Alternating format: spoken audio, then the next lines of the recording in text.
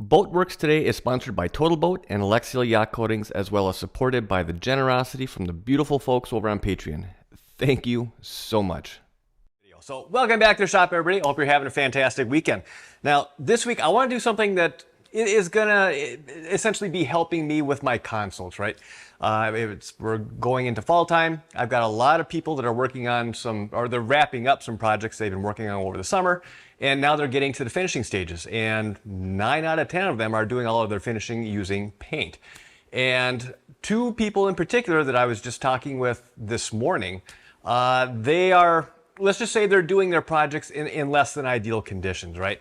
One person is just straight up outside, exposed to the open, no shelter, no climate control, nothing. I mean, he's painting out in the middle of a field. And the other person they are undercover, and it's a huge storage building, but it's all 4 sides are open. It just has a roof with a dirt floor, and with no walls. Wind is just getting in there. It's kicking up dust. Bugs have like free access to as much paint as they want. It's just not the best ideal, it's certainly not the ideal situation when you're painting. So obviously when you get a paint, as soon as you start cracking a can of paint open, every bug within 1,000 miles they're beelining it for your spot. So they've done a few coats, and they were getting ready to apply their final show coat today, but they know that they're going to have defects. There's going to be bugs, there's going to be dust, there's going to be pollen, a whole host of other issues. And they need to know, how do I go ahead and how do I do this surface correction? Can I wet sand it? Can I buff it?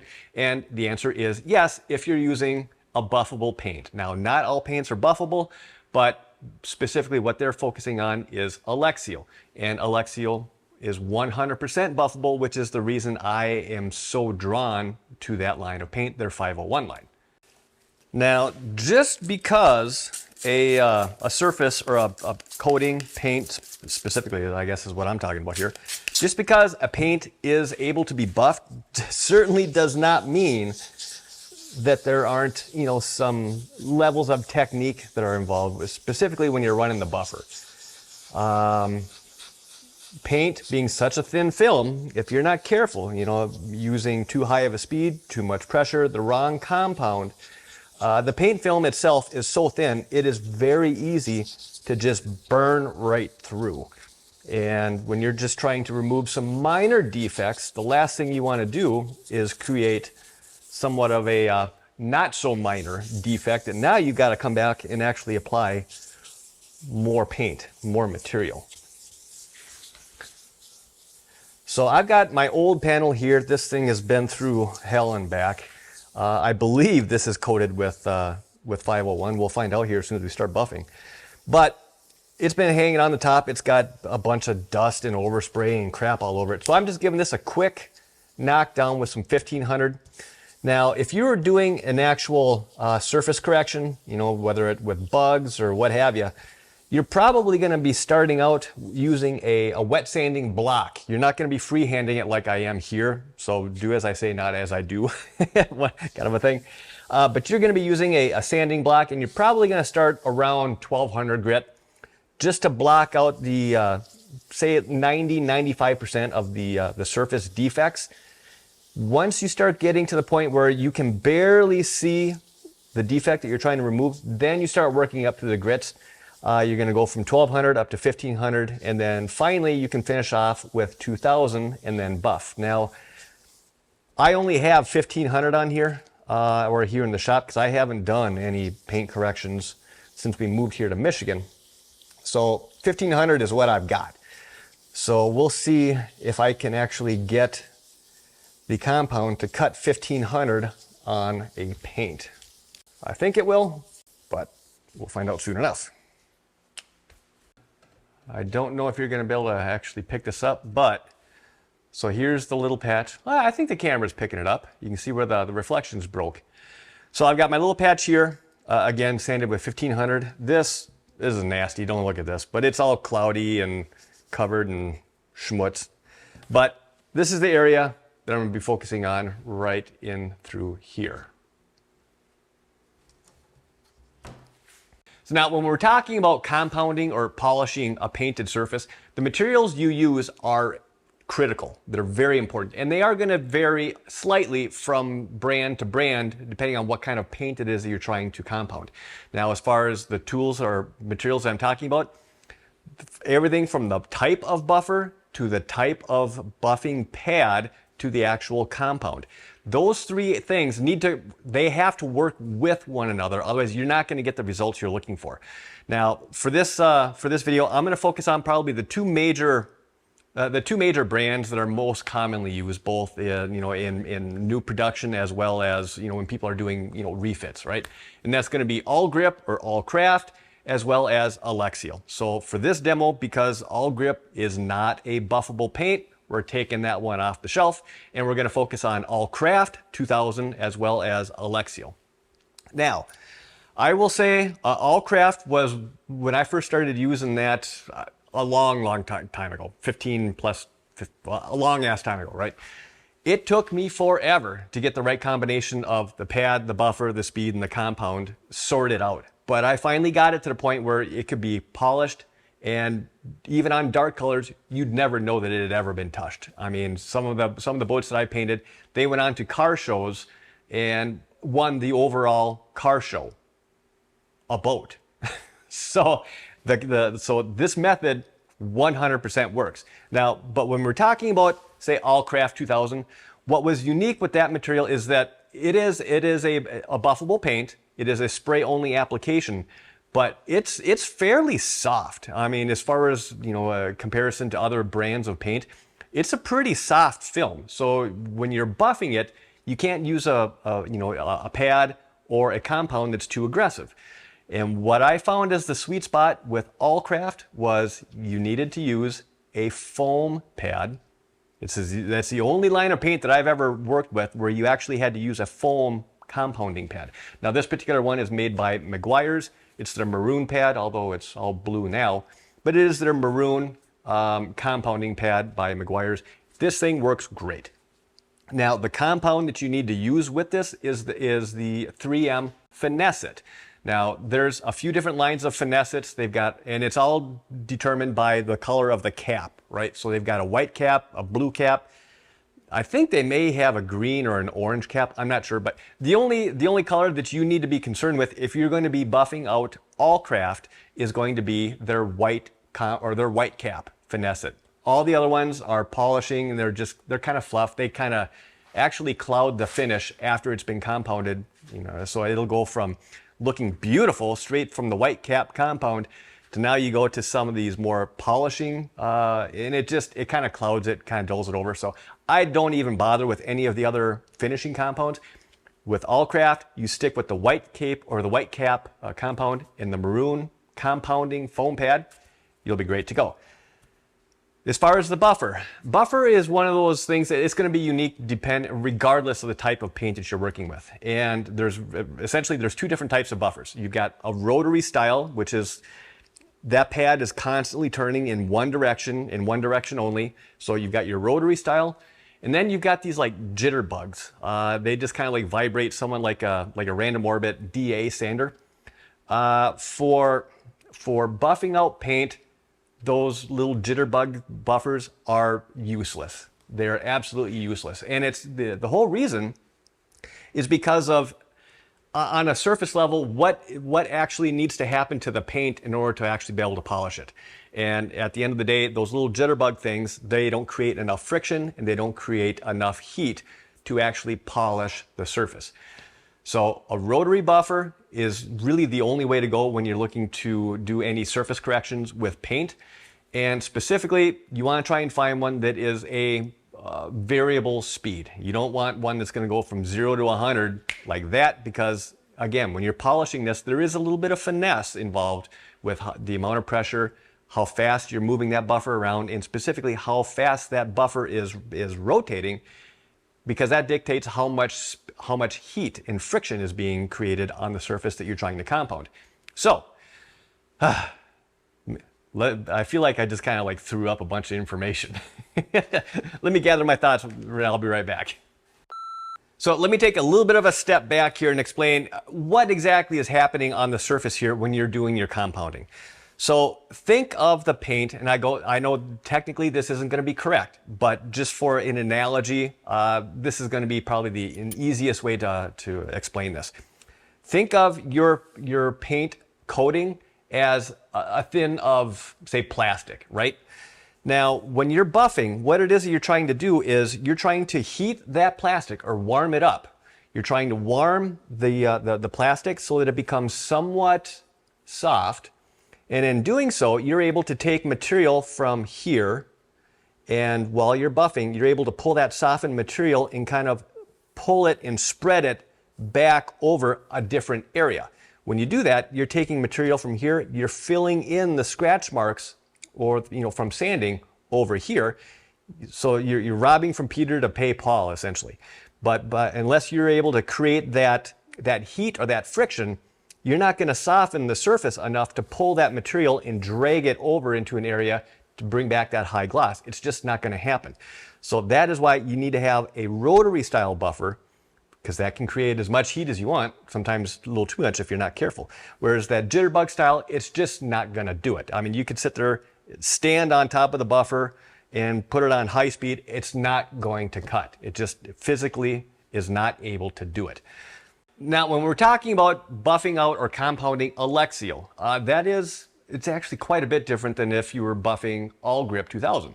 And the main difference between those two paint systems is that Alexseal it is a harder film. So the same materials that you were using to buff out, say, Allcraft 2000, they're not going to cut. They're not even going to touch the surface on Alexseal. So it's just that much harder. So for buffing Alexseal, you need to use some materials that have a little bit more horsepower behind them. So for Alexseal, you're going to be using a wool compounding pad. Now, this is not a polishing pad. There's different pads that you can get. The white ones are their compounding pads, and their more yellowish ones are their polishing pads. You don't want the polishing, you want the compounding one. So this is a wool compounding pad. This one's made by 3M. It is their 05711. It's their blended wool compounding pad. All right. This thing is awesome.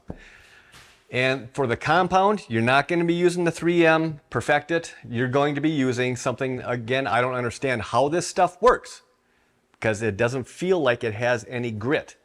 But you're going to use the Total Buff. This stuff feels like a creamy paste. It doesn't feel like it has any grit to it. But this stuff cuts. I mean, this stuff cuts incredibly well. I've gone on gelcoat. I use this stuff on gelcoat as well as paint. On gelcoat, I've gone through and I've buffed out patches that were sanded up to 600 grit. Still fairly coarse as far as finishing any type of a gel coat, and it pulls out 600 grit in 2 applications, which is just absolutely insane. Now on paint, you're gonna take that up quite a bit further than 600 grit. So I brought it up to 1500 here. I think it's gonna work. Typically, I would say bring it up to 2000, and then I know for certain it'll buff out just fine. So because this is only at 1500 here, I suspect I may have to do this 2, maybe 3 times, but we'll see. After each time, we'll zoom in, kind of give a nice little close-up so you can kind of see the progression as things play out. But as far as getting things set up, so again, variable speed buffer. It does not need to be anything fancy. I love this buffer. It is very smooth, very balanced.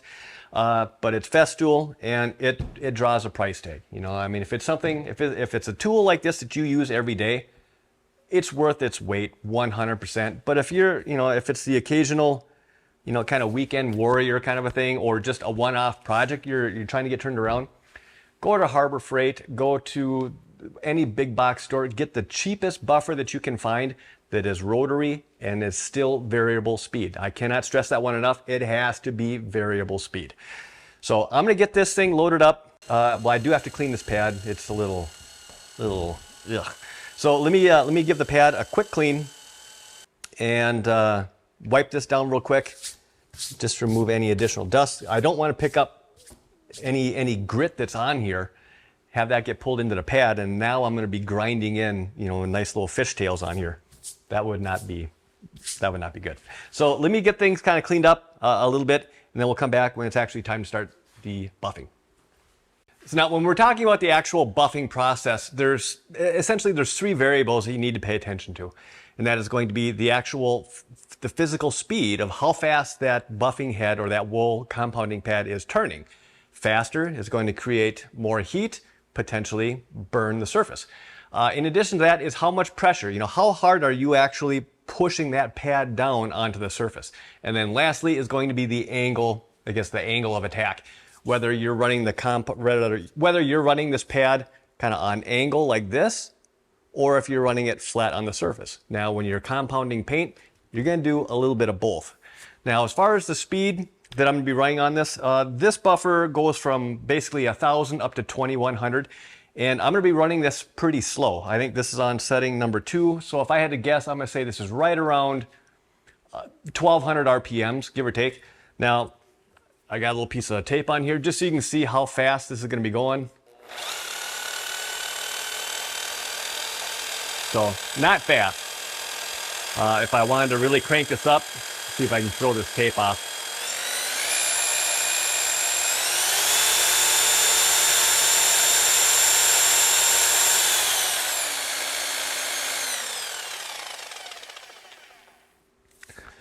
So, it's got some speed to it, but not much. I mean, it's the way that I always look at it is, if you need to work an area a little bit longer on a slower speed, that is far safer than trying to get the buffing done quickly at a higher speed. The difference between polishing and burning could literally be a half a second in one place too long. So be cautious on this. It's better to run this slower, and you can always adjust up after you've gone through the process a few times and you're not getting results you're looking for. You can always increase the speed. But if you start off hot and fast, you burn it, you've just shot yourself in the foot. Now you've got some, not just surface corrections to do, you've got some actual repair work to do. So start off relatively slow. On mine, this is on speed number 2.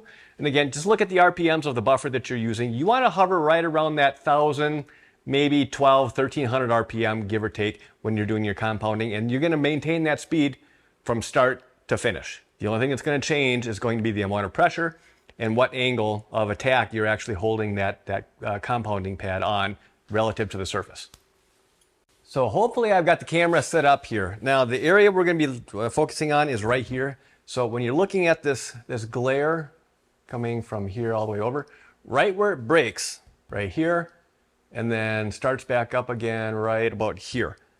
This is kind of the area that we wet sanded, so that's why this is dull and this glare or gloss is not going all the way across. So this is going to be the area we're going to be compounding.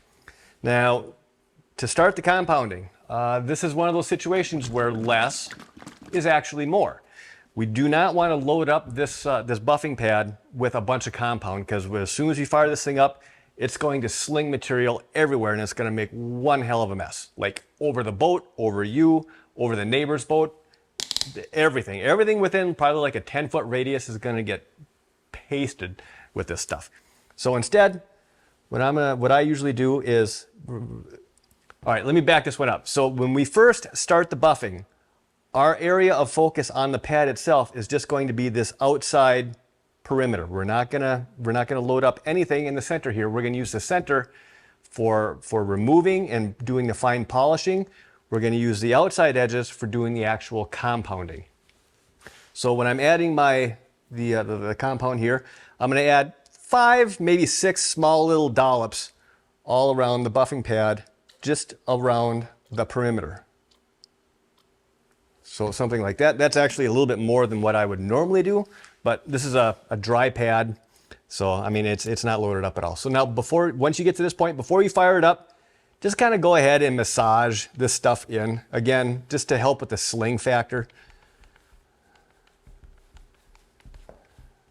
That's it. I mean, it's just slightly damp. That's all that you need. So, and again, on a relatively low speed, 1,200 RPM.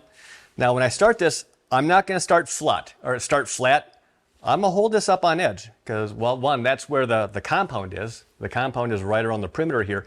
But also, two, remember, part of this process is we need to create some friction. We need to warm this paint to the point where it can be somewhat, pliable isn't the right word, but it's, somewhat soft so that we can move it from one area over another and help with this, the actual polishing process. So I'm going to hold this up on edge. I would say maybe like a 45 degree. And I'm going to run it. Once I start to see that the compound is starting to dry, then I'm going to hold this flat and I'm going to use the center area of the buffer to actually remove any additional residue that might be on there. And then finally, if we have to, we'll go ahead and we'll give it a wipe down, ideally with a microfiber cloth, but I don't have one, so I'm going to use whatever I can get my hands on. So with that said, let's just get started here. And again, this is going to be round one using the total buff on a rotary buffer around 1200 RPM. As far as the pressure, it's not going to be much. Basically just the weight of the buffer itself. So if I had to spitball, maybe 2 pounds of pressure, give or take. But anyways, all right, speed set, here we go.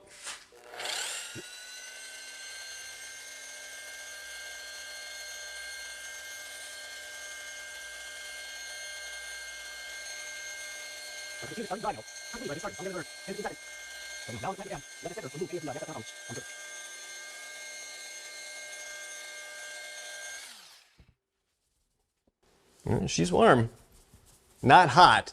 I mean, it's not going to like burn your hand or anything like that. It's warm, but it's not hot. And that's right where you want to be. Okay, it is definitely better, but it is not done. I think this is going to take probably 2 more rounds. Let me see if I can find my little laser heat gun just so we can actually put some numbers to a temperature here. Go figure, my battery's dead. What does this thing take? A 9 volt. I don't have a 9 volt. Oh well. Let me, all right, let me do round 2 on here. And again, it's going to be the same process. A few fresh dollops all around the perimeter of the pad. We're going to spread it in. If you want to do dollops, you can do dollops. If you want to do just a nice thin little bead all the way around, you can certainly do that like I just did here. I did that one out of habit. But doesn't matter. As long as you're only adding a little bit of material and you rub it in. All right, round 2.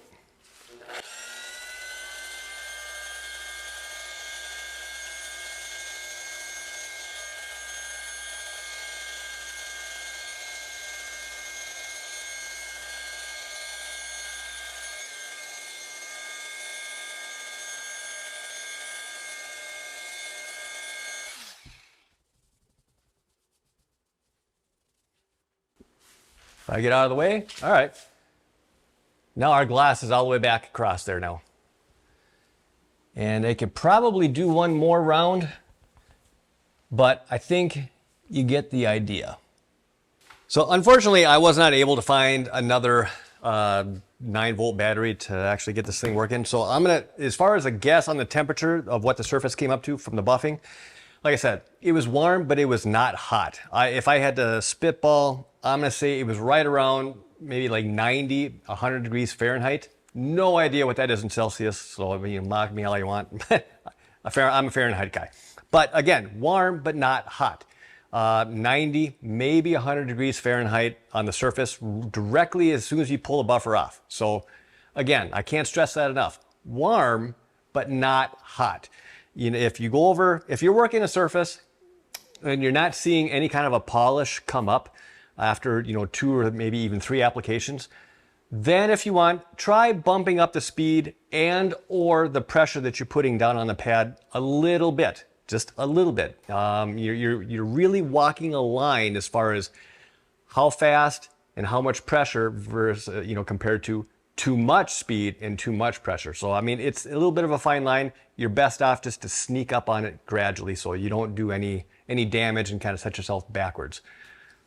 So Joe and Paul, I hope this helps. We'll catch up again next Saturday and kind of see how this week played out. But this is what I was not doing such a great job trying to explain. And like I had mentioned, it's just going to be a lot easier to show you than it is to try and actually explain it and walk you through it. So hopefully this helps. Now, for anybody else other than Joe and Paul, if you have a project coming up, whether it's fiberglass, painting, gel coating, pretty much any aspect of a restoration or a repair, if you would like some one-on-one help with your project, you know, whether it's just through email only or even through video chats, every week I get together with a number of folks and we do 1 hour video consults while they're on the boat with their phone. I mean, I can see real time what's going on. We can go through and look at the different materials, look at different variables that might be playing into whatever, you know, it is they're trying to do. It's a very, very helpful thing. If you would like some one-on-one, I guess, you know, consultations or help with your upcoming projects, I will have links down below. I run all of this through Patreon, just because honestly, it makes everything easier. I don't need to deal with, it takes a lot off of my plate as far as having to do stuff on the back end. So anyways, links down below, it'll be my Patreon link. And again, there's a number of different levels from email only to weekly or even just monthly video chats. So there is that. There's also some other little perks here. You get discounts on Alexseal purchases. So I am an Alexseal distributor. I have a brick and mortar store here in town. I sell Alexseal products, primarily focused on the rolling, not so much on the spray applications, although I do carry some of the bare essentials for spraying. But I'm primarily focused on the rolling application because my focus here with my channel is for the DIY. And the reality is most DIY folks don't have a facility where they can spray or the equipment to actually, you know, adequately spray the material the way that it's supposed to be done. So for that reason alone, I focus more so on the rolling aspect of things, but I can certainly get any color or any Alexseal product that you might be interested in. And again, links for all of that will be down below in the description. So kind of a short one for this week, but I had some loose irons in the fire that I needed to button up. I needed to get these plates or the demonstration panels. I needed to get those finished, boxed up, and ready to go out, which it just kind of took up a little bit more time this week than I was anticipating. So kind of a quick one this week, but hopefully this is going to help some folks out. I'm going to keep this as a standalone video, buffing and compounding, polishing your paint so that it's searchable. And hopefully this helps you know, a bunch of folks out down the road. So as always, I hope you enjoyed this video. I hope you found this helpful. And if you did, hit that thumbs up button. If you're not already subscribed, hit that subscribe button and the notification bell. Thank you in advance. I greatly appreciate it. If you have any questions, comments, feel free to leave those down below. I will do my best to follow up with you. And as always, I want to thank you for your time. Thanks for watching. Have a wonderful rest of the weekend. And I will see you next week where I will be 100% back up on the birch room. We'll see you then.